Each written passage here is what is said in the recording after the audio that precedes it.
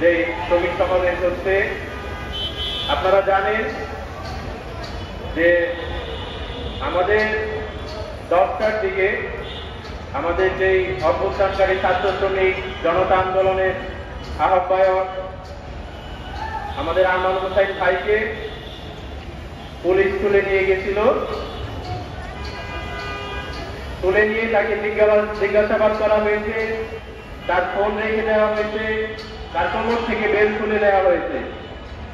অর্থাৎ এই পুলিশের আচরণ দেখে আমরা বলতে পারি যে আমরা এই 24 সালে এসে শুধুমাত্র আওয়ামী ফ্যাসিস্ট সরকারকে উৎখাত করতে পেরেছি, কিন্তু তার যে ফ্যাসিবাদী ব্যবস্থা রয়েছে সেই ফ্যাসিবাদী ব্যবস্থার বিলোপ কিন্তু আমরা করতে পারি নাই।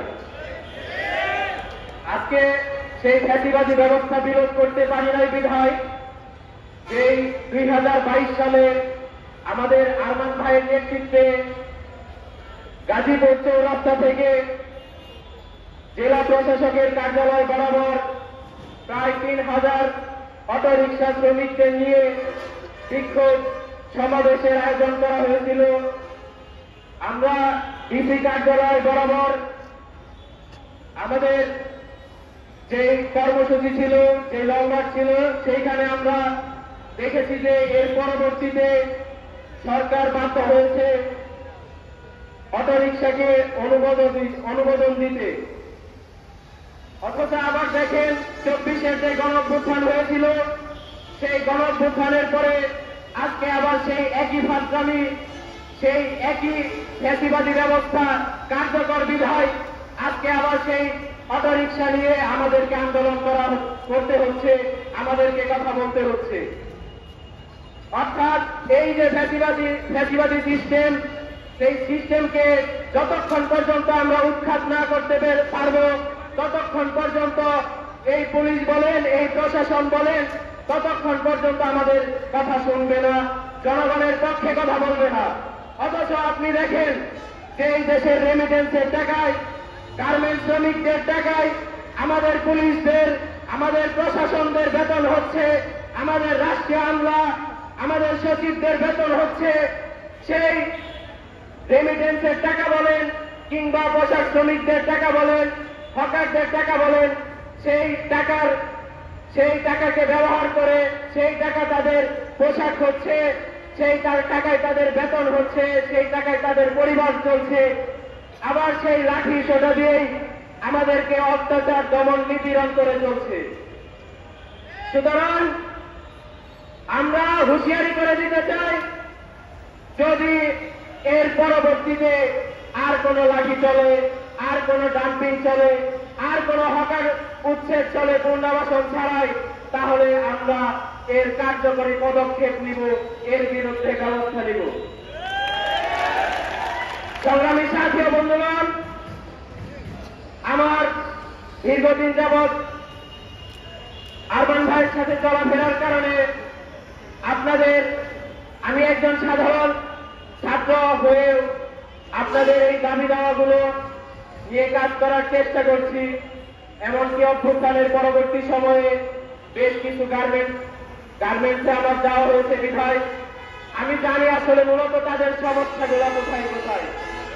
তাদের কোনো মাতৃত্বকালীন ভাতা নেই, তাদেরকে অতিরিক্ত ওভারটাইম করানো হচ্ছে, কিন্তু ওভারটাইমের কোনো টাকা দেওয়া হচ্ছে না, তাদের ন্যূনতম মজুরি দেওয়া হচ্ছে না।